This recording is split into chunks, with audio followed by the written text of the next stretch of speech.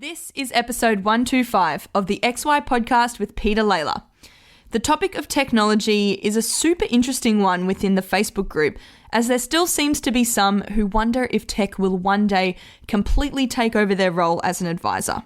When asked whether technology will enable or challenge what advisors do and how they service their clients, Peter Lalor, CEO of Money Brilliant, sums it up brilliantly when he says tech will no doubt change what advisors do, but this change will also bring with it fantastic opportunities. So if technology can be an enabler for advisors, how can we make sure we're utilizing a suite of tech products which best complements our unique value propositions? This episode is for the advisor who wants to better understand the opportunities tech presents and how it can be used to give a sophisticated and intelligent client experience. Peter and Adrian also open up the conversation around open banking, the consumer data right, and how tech is working hard to do the heavy lifting for advisors and consumers. Peter also gives us an insight into how he teamed his professional career in financial services with his love for tech, and how Money Brilliant is working with advisors to deliver great client outcomes. We hope you get plenty of takeaways from this episode, and as always, if there's anything we can be doing to make your podcast experience even better, please feel free to reach out at xyadvisor.com. This podcast is brought to you by Salesforce, blaze new trails to richer client relationships with the world's #1 CRM. Salesforce has designed the financial services cloud to help you make every interaction personalized through rich client profiles centered on personal goals and pivotal life events. You can nurture deeper relationships with proactive tracking and event alerts that remind you to reach out when clients need you the most. Supercharge your productivity by managing client engagements, household relationships, and financial life goals, all from the one connected platform. It's the world's #1 CRM, imagined just for wealth management. Salesforce is excited to partner with XY Advisor to discuss how you can build richer client relationships and unlock loyalty. Good morning, Peter. Hi, Adrian. Great to have you on the podcast. This is the first time. It is. Yeah, we've caught up a few times before and talked all good things about tech, and looking forward to going into things a bit more today. I guess to start off with, but Peter, anyone that doesn't know Peter, he's from Money Brilliant. So it's one of those the personal financial management apps. Is that correct? Yeah, that's how you call it. Yep, exactly right. Get the lingo right. So likes of My Prosperity and MoneySoft, etc. So Peter's got Money Brilliant. That's way better than all of them. And you said it, Adrian. Well, that's what we'll see. We'll have a chat about it a bit later on. But yeah, thanks for coming on. What have you been working on lately? What's the coolest thing you've been doing more recently? Look, there's a couple of things we've been working on, I guess, to sort of differentiate what we do from the competitors that you've talked about, which are all really good products as well. I guess for us, the big focus is moving from a traditional personal financial management app that focuses on sort of budgeting and spending analysis, but largely looks backward. To building an app which is more proactive and better able to help customers make decisions about how they're going to spend their money in the future, which we think is far more interesting and far more valuable. So is that the analytics? And yeah, correct. So, there's a whole bunch of things I think that are creating opportunities in this area at the moment. So you've got analytic capabilities, artificial intelligence capabilities, big data, open banking, the consumer data right, which is coming, general improvements in mobile technology. So the fact that you can do all of this sort of stuff for a customer now on their phone, I think's created a whole bunch of new, really exciting opportunities as well. So that's the sort of space that we play in. Yeah, and just to bring it to life for you, I guess fairly recently, some of the really positive feedback we've had from one nice little feature that we've added into the app is we can now use live feeds of petrol price data to actually send people push alerts to their phones when petrol prices are at the bottom of the price cycle in the area that they live in, and tell them which petrol station in their area has the cheapest petrol, and tell them to fill their car up at that point. So, they're saving, $20, maybe $30 by buying their petrol at the bottom of the price cycle rather than at the top of the price cycle. Yeah, totally. So that's just one example, I guess, is about how we can use data, mobile computing, analytics and so on to deliver real practical money saving opportunities to customers. At that point in time. Exactly where right. It's going to add the value. Exactly right. because that's what it's all about. I think giving people, advice in any form really at the wrong point in time is, more or less useless. There is this sort of element, I think, of timing and timeliness, which is really important. I think a lot of the problem people have had with personal money apps is that, great, you're tracking it. Great. And it'll improve the meeting when you catch up once a year, but what more can you do for me? That's that sort of like, it's great. We got better at looking at what happened now. That's good. Yeah. Tick, which is great. That's a huge move of the dial compared to having to ask the client. Correct. Yep. Yeah. But it's really this proactive space, I think, that's where all the value is going to really start to accelerate. Yeah, you're exactly right in the sense that people only get a certain amount of value and only maintain their interest for a certain amount of time if it's really just about showing them what they've done in the past. And I think a lot of PFM apps have relied on nudging customers or helping customers understand what they've been doing in the past in the hope that somehow they'll figure out what they can do better or more effectively in the future, but largely by themselves. And so what we're trying to do is make the jump from that sort of historical analysis into actually giving people help in making those decisions about what they do in the future. So the petrol price alerts is one example. We've done a whole bunch of others as well, focused on either insights. And so for us, that involves automatically analysing a customer's transactional data to try and find ways to save them money, or by analysing products and services that they use and finding them cheaper, better alternatives. And so some of the examples of insights that we've given for people, particularly relevant, I guess, if you live in New South Wales, there's things like the New South Wales government Active Kids program and Creative Kids programs, where if you've got school-age kids and you've enrolled them in sporting activities or creative activities, the government will give you a $100 refund on the expenses that you've incurred in those sort of activities for your kids. And so, if you're across all of these things, I guess you already know about it. You've perhaps already claimed your $100, but what we find is most people don't have time to stay across all of these things. So what we can do is we can, connect the knowledge that we've created about these sort of opportunities or offers that exist in the market and a customer's data, and then target the right offer to the right person, hopefully at the right time, to make sure that people do actually claim their $100 refund from the New South Wales government. So that's an example of nudging that the outcome a bit more. Yeah, and we also try to make it as easy as possible for them to claim it as well. So we'll try and package up that insight in a really simple way that just helps them actually do whatever it is that they need to do to actually get their execute the offer or claim the offer. And then there's a bunch of products and services that we evaluate for people as well. So when a customer signs up to Money Brilliant and they connect their bank accounts, credit cards and loans and so on to Money Brilliant, we'll automatically now analyse their transaction accounts, savings accounts, credit cards, and they can also do gas bills and electricity bills, and we'll analyse all of those products for them, compare them to all of the other products available in the market, come back to them and actually give them suggestions about how they could save money by switching to cheaper products, and also try and quantify for them how much we think they'd save as well. Yeah. So if you happen to be or using the wrong credit card, we'll actually find the cheapest credit cards for you. For example. Yeah, exactly right. So if you're carrying a balance forward each month and you're on a high interest rate credit card, chances are you'd save money by switching to a lower rate credit card. And we'll actually find those lower rate credit cards for you, quantify the saving opportunity, make it really clear, and push that back to you. Yeah. So credit cards are a good example.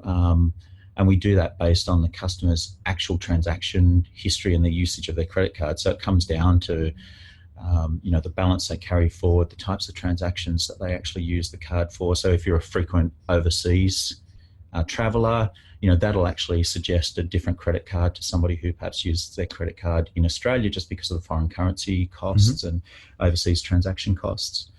But how did you get into this? Like obviously, I don't know. It's pretty cool where you've landed. Like, it must be pretty exciting. How'd you get on this path to where you are now? That's a good question. I wonder sometimes, actually. Because I can't imagine you were 5 years ago, you're going, I want everything to look exactly how it is looking now. No. I think I've had a sort of interest in technology since I was a kid, really. So I've always found technology interesting, and I guess I've always had a pretty good understanding of technology. And as I started to build a career, what I found most interesting, I guess, was operating at the interface between business or business strategy and technology. So what fascinates me is using technology to either create new business opportunities, and I think fundamentally technology does create new business opportunities. You know, it allows us to do things that we've never done before, or we can use technology to solve existing business problems or challenges as well. Was it more of a did you start with a strong tech, or was it like, I see the problem, I'm going to figure this out? No, I started on the business side. So, you know, my background is actually economics and accounting. Okay. So, you know, I started working in a chartered accounting firm when I left high school. I did an economics degree. I did my professional year with the Institute of Chartered Accountants. But I was really fortunate in the accounting firm that I was working in. They had a technology consulting division. And so I moved into that technology consulting division pretty quickly. And initially I was providing consulting services to other accounting firms, and then to professional services firms. And then I went to PricewaterhouseCoopers in the financial services division of the management consulting business at PricewaterhouseCoopers. And again, I was sort of using technology to solve business problems. So it was in the early days of data warehousing, analytics. Yep. And so we were using data warehousing to help banks understand things like customer profitability and customer transactional behavior, and then to help them build marketing strategies that were more effective based on the real use of data. So, you know, I find that sort of intersection between business and technology fascinating. Oh, it is. Like, technology is almost the answer for every business problem these days. Well, it can be, you know, it absolutely can be. And, you know, I think that's really interesting. And then I think what's really exciting is the fact that, you know, technology helps us or allows us to solve problems that, you know, we don't even recognize today. You know, that's the opportunity side, I guess, of the technology. When you're talking about these analytics, and like, I love the concept of all this stuff, because it is really edging into, I guess that you're experimenting. Yeah. Like, it allows you, having the data allows you to experiment cheaply, I guess, on what's going to be valuable and get that identified quite quickly, I guess. Is that fair to say? Yeah, definitely. I mean, I think that's one of the really exciting things about working in a startup business like Money Brilliant, where we're nimble, we're agile, and we can actually try things. You know, we've got a great customer base now that's really receptive to new ideas. We get great feedback from customers, and we can evolve what we're doing really quickly as well. So do you do like A/B testing? I guess for people out there, that's where you might give a certain design of a new feature to one segment and a different design to another segment, and see how people react to it? Is that I mean, I guess conceptually we would do that. Probably not as formalized as a excuse me, as a bigger company, but we would definitely build a new feature in the product, make that available to a small group of customers, even internally, actually, to start with, just among our own staff. Yeah, exactly right. I mean, we get great feedback even from our own staff in the early stages of developing a new feature. So is it a bit like Facebook without the break things? So try new things, and break things is Facebook's thing. You're like, we'll try new things, but I don't necessarily want to break things. So. I mean, you know, I understand the concept of breaking things, and you know, breaking things quickly, and you know, absolutely. If we're going to do something and we get it wrong, we want to get it wrong really quickly and learn from that and move on. But you know, by design, we want to try and get it right first time as well. And is there, I guess, like, this is what we're sort of getting into, is startup methodology and sort of how do you validate concepts and ideas? And obviously you're saying that there's your internal staff, you then got a smaller cohort, and then if that proves to be a success, then you can roll it out to the broader business. Yeah, and absolutely. That's pretty standard sort of flow that you it is pretty standard, and it works pretty well, I think, with the technologies that we use today.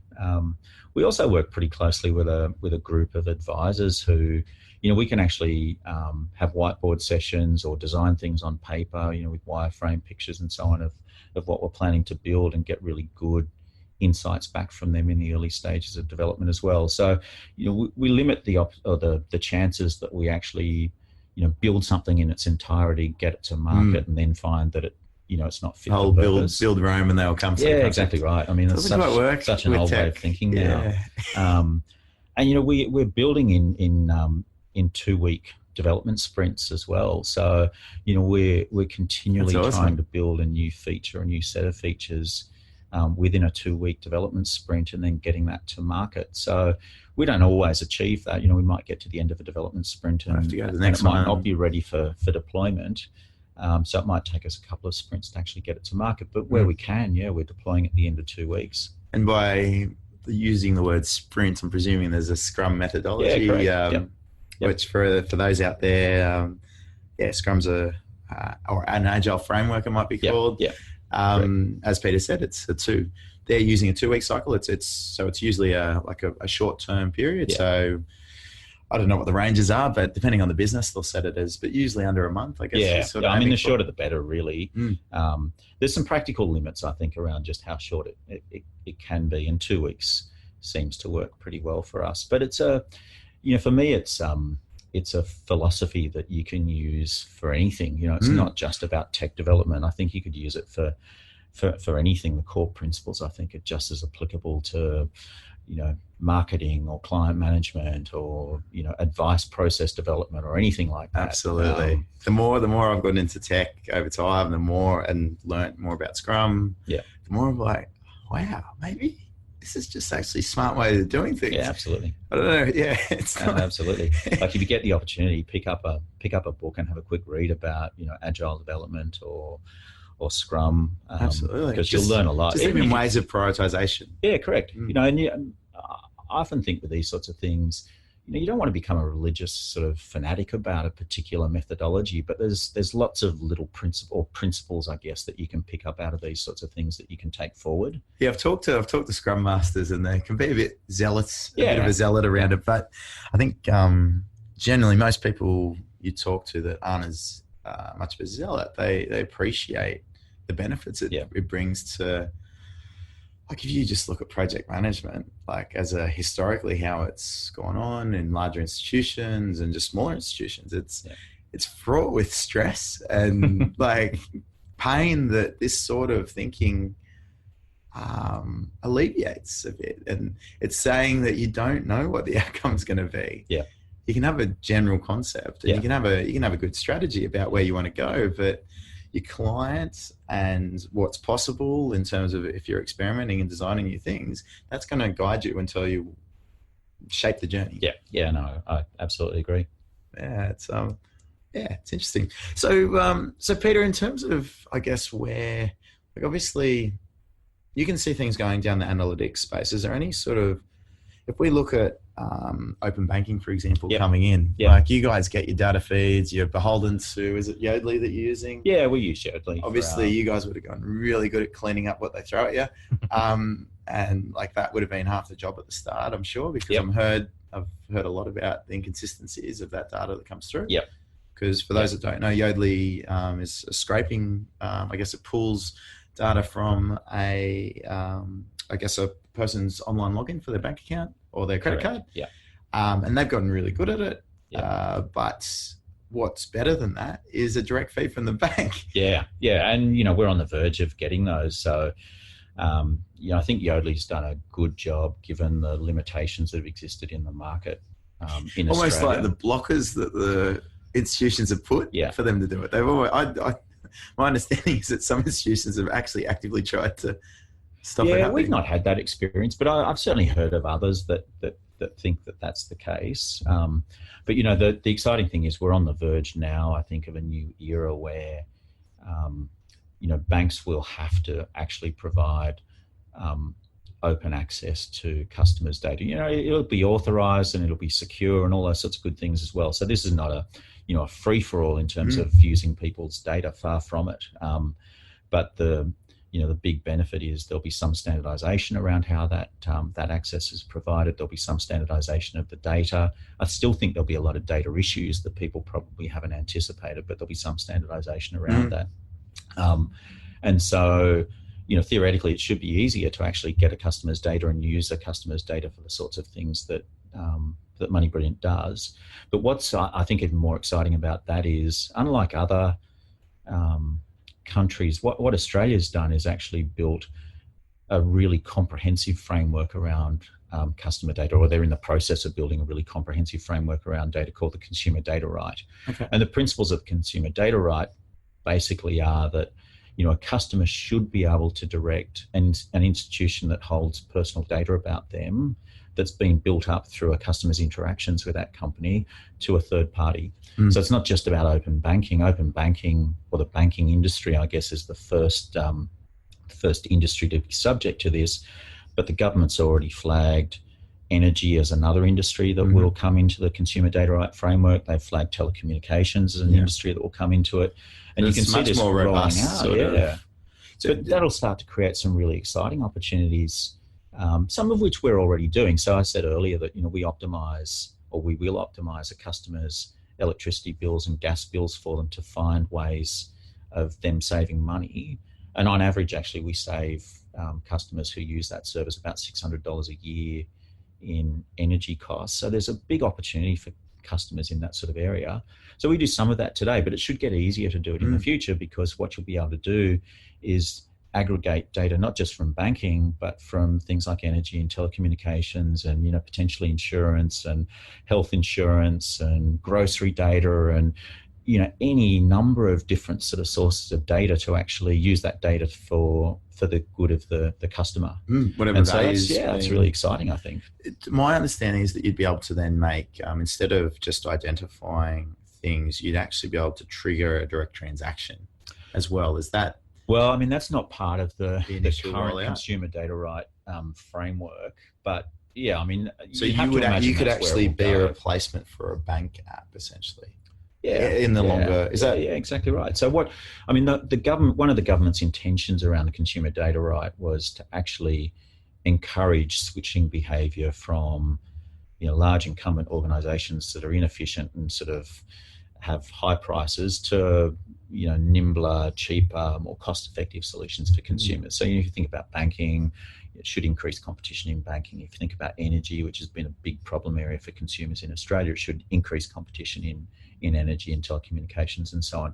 And if you think through where we are with the consumer data right at the moment, being able to access the data and analyse data and find cheaper or better alternatives for a customer is sort of the first step. But to actually get the switching behaviour, you actually need to make it easier to switch, I think, as well. Because we would suggest to consumers every day, or customers every day, cheaper alternatives for their credit cards, savings accounts, transaction accounts, gas bills, electricity bills.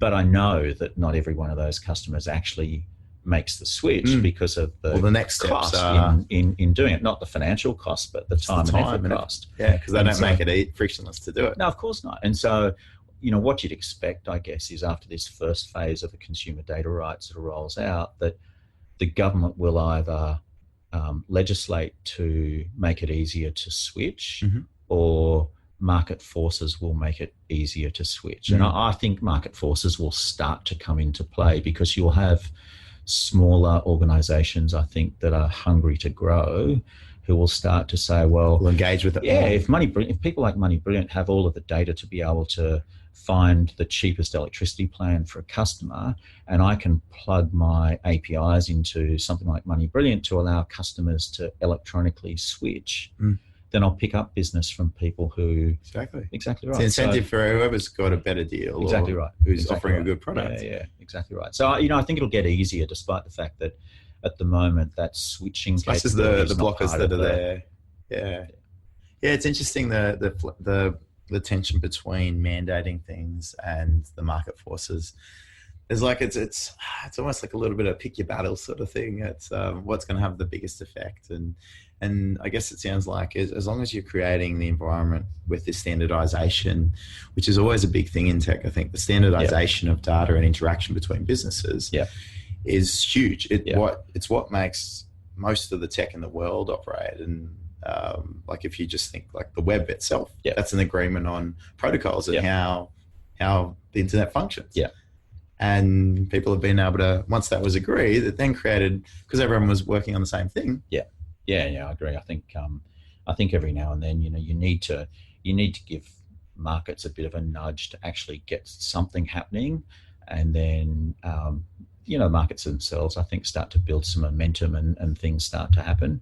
And I think the consumer data right is probably a good example, actually, where the government's given things a bit of a nudge, and now hopefully industry and businesses will pick that up and actually run with it. When you've got all the neobanks as well, they're coming. Yeah, exactly right. I mean, it creates great opportunities for them. And I think the other thing that's interesting that perhaps people haven't sort of realised is it's not just a banking issue or financial services issue either. I think there's a lot of people in financial services thinking, this is really exciting because now we'll be able to provide additional services to clients. We'll be able to use their data for analytics and make better. But there'll be people in other industries who will be just as capable of doing that as well. Exactly right. So, if you're a Qantas, exactly right. So if you're somebody in any industry really that has a large number of customer relationships and a trusted relationship with those customers, I'd argue that you'll be in a position, given the consumer data right, to actually make offers in all sorts of different areas to that customer. And fundamentally, it'll come back to who actually has the most trusted relationship with the client and who does the customer actually solving think. More problems. Yeah, and that's a big part of the money business as well, because we're trying to build a business built around customer advocacy. So when we actually analyze a customer's credit cards, savings accounts, transaction accounts, gas accounts, electricity accounts, we're doing that completely unbiased. We try to analyze every single product or service available in the market and give the customer the best suggestion we can possibly give them. So we're trying to build a business that's built around being a champion of the customer and a true customer advocate. Full transparency. Yeah, exactly right. And I think that's that's another one of the opportunities I think that's created by this sort of consumer data right and the evolution of a sort of data economy as well. You can start to do things like that. I can imagine there's a constant challenge for a business like yours, that because the standard challenge that comes up in these sort of businesses is to actually work with particular providers and start to like your a lot of your interactions, I'm sure, with opportunities with partners would be looking for exclusivity and things like that. And I can imagine they're tough conversations because I guess holding on to those principles in the face of immediate sort of cash benefits, so to speak. It's great. Like, it's to see that you're been able to do that. Considering, like, and to be fair on Peter, like, they've got like a large institution as a key shareholder. We have, yeah, absolutely. So AMP has a key shareholding. And for you to not have been caught up in challenges that larger institutions then have, and for them to have been good enough to sort of let you continue on your agenda, I think it's a great outcome. Yeah, no, they've been really good.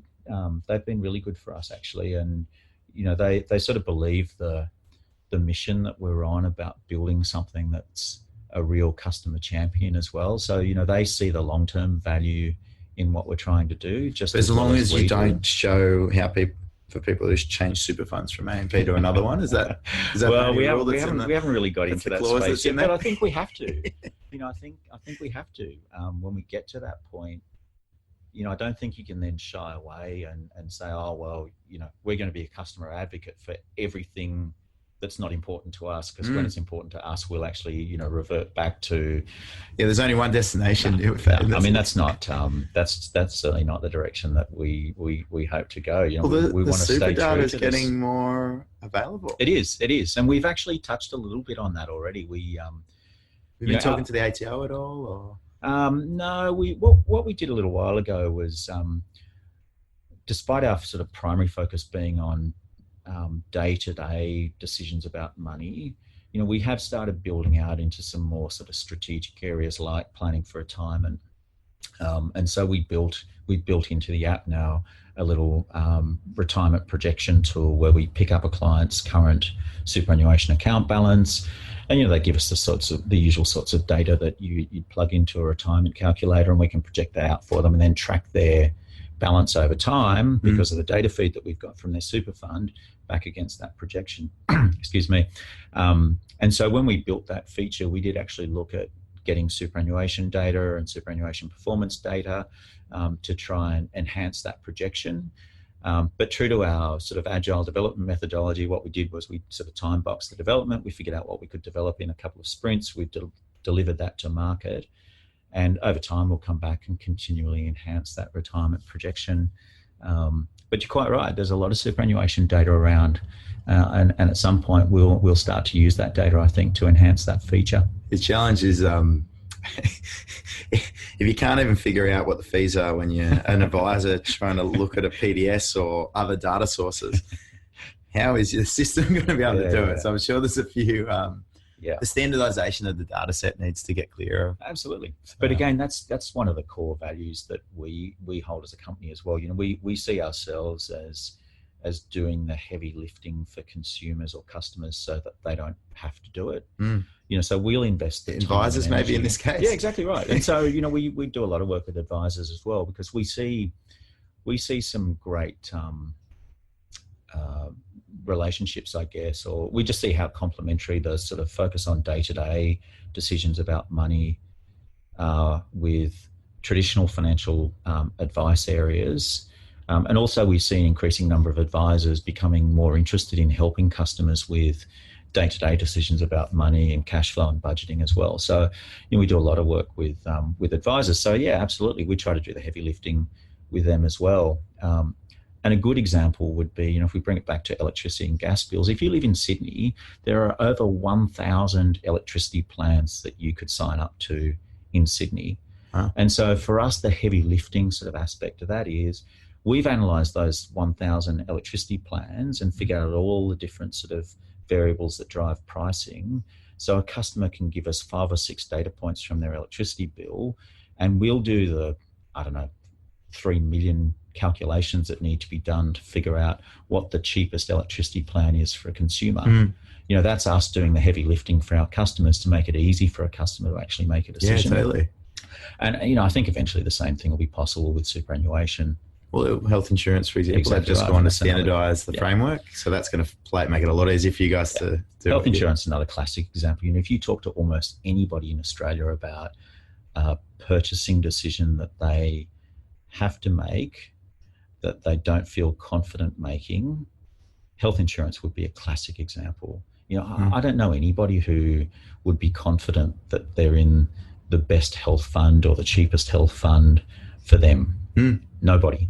No. And so, that's another area. And that's a really good, example of the sorts of things that we would look at. Any of those sort of areas where consumers know they have to make a decision. We know they're time poor. There's lots of data. The decision's complex. We can automate that decision, or at least automate the calculations and present that information in a way that makes it easy for a customer to make a decision. That's again the sort of mission, I guess, of Money Brilliant. That's exactly what we're trying to do. It makes a lot of sense. And we think that's a really great proposition, because who doesn't want an app running on their phone that's helping them make the best decisions they can make about how they spend their money. It doesn't matter whether you've got a lot of money or not much money. If you can get more for your money, then that's a great outcome. So we've talked a lot around, I guess, the direct value for the consumer. Yep.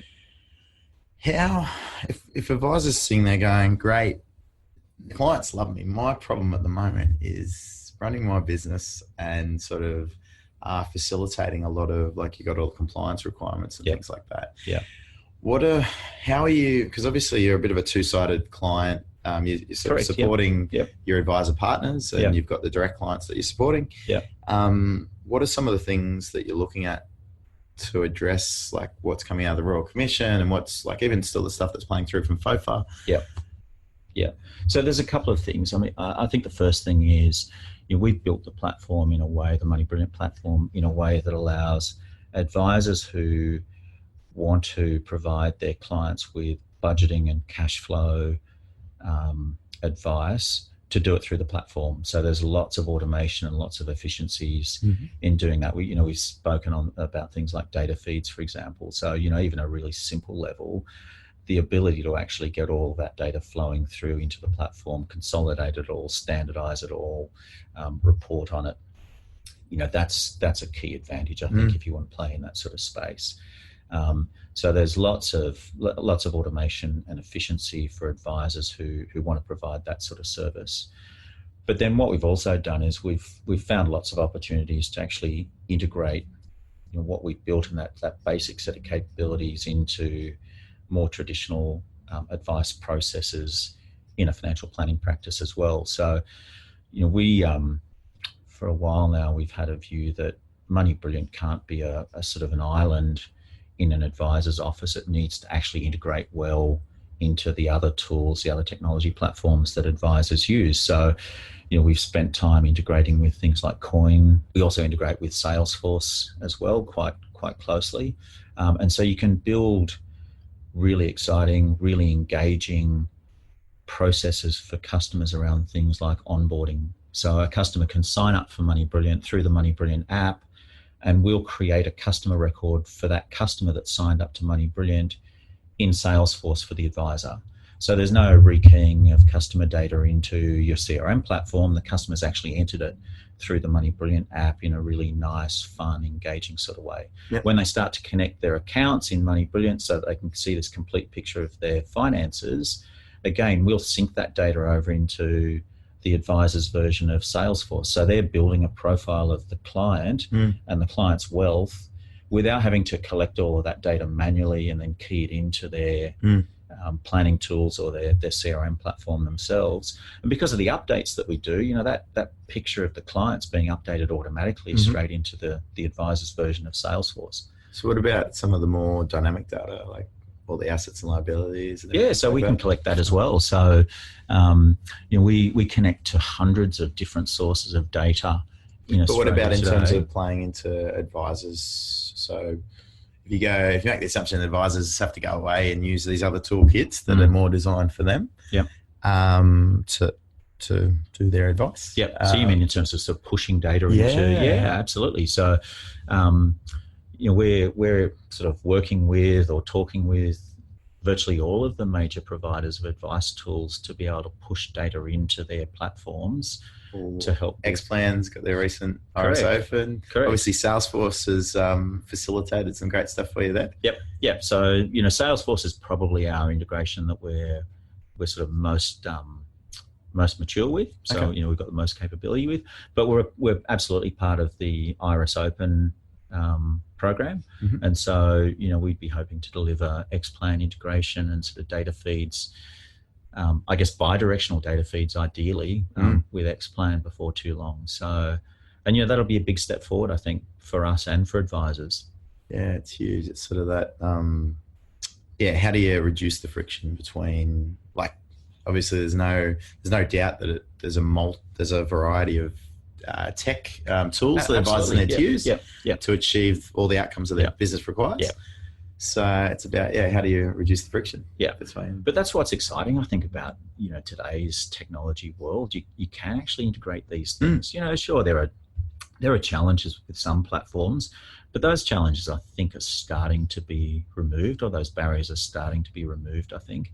And I think it's really, really plausible for an advisor to be thinking, I can actually go to market today and pick the best solution to solve the different business challenges and business opportunities I've actually got. So, I could use Money Brilliant as my client-facing personal financial management app, and I could use Salesforce as my CRM platform, and I could use Xplan, or I could use Coin.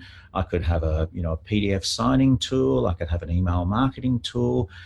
Generally speaking, these things today can be integrated pretty well. So you can actually get, I think, a technology solution that represents the best option for all of the different things that you're trying to do, which 10 or 20 years ago you couldn't do that. No way. Do you think there's a need to maybe is there a need to come up with a financial planning data agreement framework where everyone agrees on a standardized set of data? Would that make things a lot easier? Oh, well, you tell me. You've probably got a stronger view on this than I have, but it sounds like something that would be I'll tell you what, sensible. I think it would be quite useful. Yeah. I mean, and really, I guess you just need somebody to start to champion that cause and coordinate the various parties around the cause. Give me some ideas, Peter. Yeah, I think it's a really interesting idea. We could start work on it straight after the podcast. Yeah, it's not a bad idea, because it is like when you're talking about this stuff working together. Yeah. Once you start to, it's all working at the, like for document signing and things. Yep. And when there's a lower requirement of data, things are really starting to get there. Yeah. And it's great. Yeah. And you're getting some really good stuff. Yeah. But when you have some more in depth, if you want to use a certain modeling tool that needs a higher set of data, Yeah. and you want to alleviate that rekeying of information, or for example, even in the compliance framework, you think about all the compliance requirements. If you've got an engagement framework you want to use, Yeah. it's capturing certain compliance data points. If that's not captured in the same way as where your CRM's storing it, Yeah. then there's a whole lot of friction in translating it. And Yeah, but I'm an optimist. You know, I think I am that's too. a timing issue. You know, I mean, people will naturally, I guess, solve the simpler problems first, and then gradually, I guess, chip away at the big Peter, problems. I'm an impatient optimist. So am I. So I'm optimist. Now that you put it like that. I suppose that's almost defines a startup or someone that goes out on a bit of a startup adventure, really. Yeah. So, but yeah, you just need a data standard for a financial plan. yeah, because you guys, like you go, there's going to be an open banking framework, and that's Yep. going to standardize a certain segment of data. It will. Yep. But And the that's depth defined. of There's a that, standard. There's a is standard. the depth for that. how deep does that go? It's pretty deep, actually. Okay. And the industry's been doing pretty good work over the last year or two, I guess, to build that out in parallel with the legislation being developed. It's probably not a bad example of sort of a whole agile methodology in progress as well. And who'd have thought that we'd have. What you're saying, the government was operating on an agile Things were framework. running in parallel. It wasn't a sort of traditional waterfall style approach to development, which might have taken years. We've actually, pushed it through pretty quickly. And that's had some challenges. There's been some stakeholders that have been uncomfortable with the speed at which things have been moving. But I think overall the result will be pretty good. What do you think advisors can do to excel? Like, obviously, I think we're both in agreement that there's so much awesome, good stuff that's coming down the track. Yep. And there's a bit of, like, obviously, it's just a bit of time that has to play out to get there for consumers, for advisors, for everyone involved, really. Every stakeholder is going to benefit. Yes. Except for maybe incumbents that haven't embraced things. But that's another story. If you're talking to advisors and going, okay, well, if an advisor's sitting there going, why the fuck? Hurry the fuck up. What can they do to help speed up things? Is it just talking to the tech providers that they're working with? Is there any other, what sort of, or is it when they join our financial planning data standardization organization? Is that maybe how we're going to achieve this? Could be. Look, it's a good question. And there's no easy answer, I think, because there's a lot to try and stay abreast of, and advisors are busy sort of running their businesses and advising clients as well. So there's always a bit of a compromise or a trade-off, I guess, between how much time you spend researching these sorts of things versus how much time you spend actually running your business the way it is today. I'd say the key, though, is to make sure that you're as clear as you can be on what the challenges are that you have in your business today, and also what opportunities you see in the market today. So if you could sort of prioritize those, so that when things come across your desk, when you read things, when you're talking to people, you've got a pretty good idea of what things you should pay attention to, because what things are likely to solve those biggest challenges or sort of provide for the biggest opportunities that you can see in the market. Then you can focus your time and effort on those things. I think there's too much going on to try and stay abreast of everything. There's a lot of cool stuff to get distracted by. There is, and it's easy to get distracted by things. You got Peter rocking up on your doorstep, telling you all this cool stuff he's doing. But if you haven't thought about what's important to you, then he could distract you. You don't know what to pay attention to, and you don't have time, I think, to look at everything.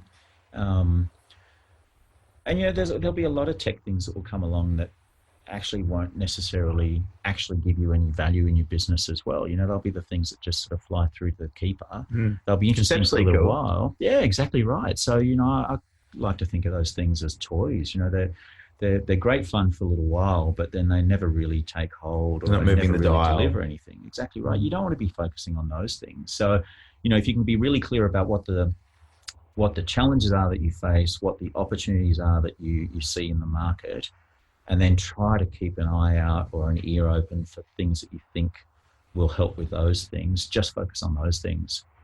Often, I think knowing a bit of the end destination or having a clear vision as possible helps.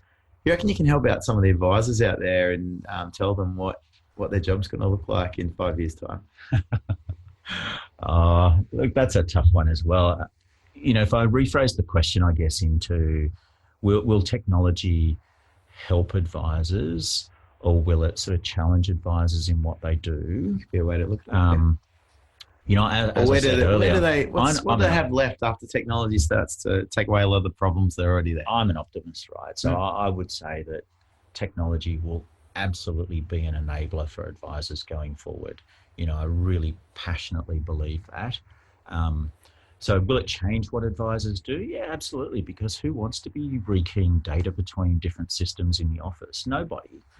So if technology can solve those sort of problems for me and create more time for me to actually spend talking with my clients, spending with my clients, that's a good thing. So yeah, absolutely, it'll change what advisors do. It'll change what we do, but I think it'll create new opportunities which are really valuable, really empowering, and really interesting for advisors. Where do you think the value proposition is going to lie for advisors going forward? In terms of, obviously, there's been quite a breadth of value propositions that advisors have gone out to the market with over the last 10 years. Yeah. Some had a value proposition that worked 10, 15 years ago, and it's still working now. Yeah. Others have gone out and designed new value propositions where they're more in a coaching framework, where they're really remove themselves from products. Yeah. Care to wade in on that one? I know it's a bit of a. I think the reality will be there'll still be lots of different value propositions, but directionally, I think what's going on at the moment will start to empower advisors that are what I call sort of true advisors and more independent of product. It'll actually, I think, increase the capability and the sort of power of sort of what I describe as a sort of distribution business. So not a product distributor, but a real distributor or advisor to a client that's agnostic and independent of product. And the reason I think that will happen is because I think things like data and analytics and artificial intelligence and things like that will actually make it easier for advisors and easier for people like Money Brilliant as well to sort of cut through all of the data and all of the information that's available in the market and actually give people genuine advice. I think today it's actually quite difficult to do that because despite all the advances in the internet and things like that, it's still actually relatively difficult to get your hands on accurate, complete, standardized data to drive decisions. We talked a little bit about how difficult it is to get superannuation data. Who'd have thought in 2019 we'd still be struggling to get access to standardized data to drive evaluations around a product like superannuation? But that's a reality. So directionally, that'll get easier. And I think as that gets easier, the value of advice and genuine advice will become even greater. And so, those sort of businesses, I think, that are independent of product will become more powerful, more valuable, more effective. Yeah. I guess you go, well, as soon as it's easy for a consumer to do it themselves, that's your value proposition. Yeah. It's going to be that's true as well. And I think that will happen. There'll be some advice businesses have value propositions today that'll be challenged because there'll be some things that consumers will be more able to do themselves. And so, the challenge for all of our businesses, and it's just as applicable to Money Brilliant, is, as those things at sort of the bottom end become easier and become more automated, we need to sort of move up the chain to be doing things that previously were sort of more complex and more valuable. Yep.